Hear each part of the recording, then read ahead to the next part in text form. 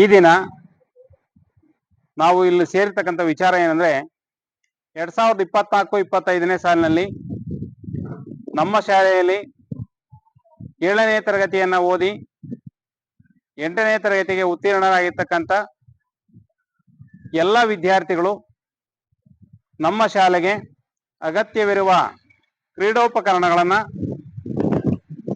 ಕೊಡಿಸ್ಬೇಕಂತ ಹೇಳಿ ಆ ವಿದ್ಯಾರ್ಥಿಗಳ ಪೋಷಕರ ಮನವೊಲಿಸಿ ನಮ್ಮ ಶಾಲೆಯ ಎಲ್ಲ 23 ವಿದ್ಯಾರ್ಥಿಗಳು ಸೇರಿ ನಮ್ಮ ಶಾಲೆಗೆ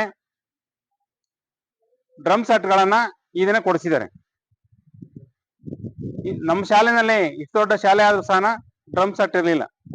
ಊರಿನ ಅನೇಕ ಹಳೆ ವಿದ್ಯಾರ್ಥಿಗಳಿಗೆ ಮನವಿ ಮಾಡಿದ್ವಿ, ಯಾರು ಸಹ ಮುಂದೆ ಬರಲಿಲ್ಲ. ಆದ್ರೆ ನಾನು ಕಲಿತಂತ ಶಾಲೆಗೆ ನನ್ನ ಋಣವನ್ನ ತೀರಿಸಬೇಕು.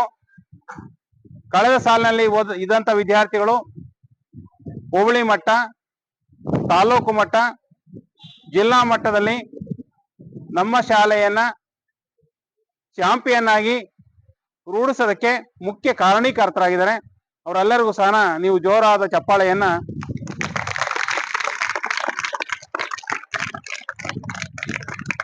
ನಮ್ಮ ಶಾಲೆ ಕೇವಲ ಹೋಬಳಿ ಮಟ್ಟಕ್ಕೆ ಸೀಮಿತವಾಗಿತ್ತು. ಕಳೆದ ಸಾಲಿನ ವಿದ್ಯಾರ್ಥಿಗಳು ಕಬಡ್ಡಿ ಮತ್ತು ಖೋಖೋದಲ್ಲಿ ಜಿಲ್ಲಾ ಮಟ್ಟಕ್ಕೆ ಆಯ್ಕೆಯಾಗಿ ಈ ಊರಿನ ಕೀರ್ತಿಯನ್ನ ಹೆಚ್ಚಿಸಿದ್ದಾರೆ. ಅದೇ ರೀತಿ ಉತ್ತಮ ವಿದ್ಯಾಭ್ಯಾಸವನ್ನು ಮಾಡಿದರೆ ಮತ್ತೆ ತಾವು ಕಲಿತಂತ ಶಾಲೆಗೆ ನಾವು ಈ ಶಾಲೆಗೆ ಋಣಿಯಾಗಿರ್ಬೇಕು ಅಂತ ಹೇಳಿ ಅವರ ಪೋಷಕರ ಮನವೊಲಿಸಿ ಎಲ್ಲ ವಿದ್ಯಾರ್ಥಿಗಳು ಸೇರಿ ಈ ಡ್ರಮ್ ಸೆಟ್ಗಳನ್ನ ಕೊಡಿಸಿದ್ದಾರೆ. ಅವರಿಗೆ ತುಂಬ ಹೃದಯದ ಧನ್ಯವಾದಗಳು.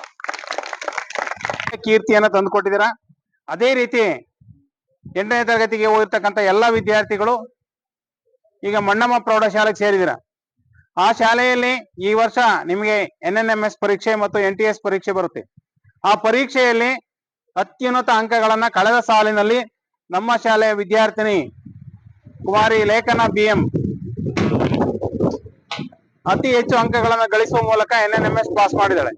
ಅದೇ ರೀತಿ ನೀವು ಸಹ ಈ ಸಾರಿ NNMS ಮತ್ತು NTS ಪರೀಕ್ಷೆಯಲ್ಲಿ ಅತಿ ಹೆಚ್ಚು ಅಂಕವನ್ನ ಗಳಿಸಿ ಈ ಶಾಲೆಗೆ ಕೀರ್ತಿ ತರಬೇಕು. ಮತ್ತೆ ಮುಂಬರುವ SSLC ಪರೀಕ್ಷೆಯಲ್ಲಿ ಈಗಾಗಲೇ ನಮ್ಮೂರಿನ ವಿದ್ಯಾರ್ಥಿನಿ ಇಂಚರ 4ನೇ ರ್ಯಾಂಕ್ ಗಳಿಸಿದಾಳೆ. ಅದೇ ರೀತಿ ನೀವು ಮೊದಲನೇ ರ್ಯಾಂಕ್ ಗಳಿಸೋದಕ್ಕೆ ಪ್ರಯತ್ನ ಪಡಬೇಕು. ಇಲ್ಲಿರ್ತಕ್ಕಂಥ ಎಲ್ಲ ವಿದ್ಯಾರ್ಥಿಗಳು ರ್ಯಾಂಕ್ ಅನ್ನ ಗಳಿಸಿ ಈ ಊರಿನ ಕೀರ್ತಿಯನ್ನ ಹೆಚ್ಚಿಸ್ತೀರಾ ಅಂತ ಹೇಳಿ ಆಶಿಸ್ತೇವೆ.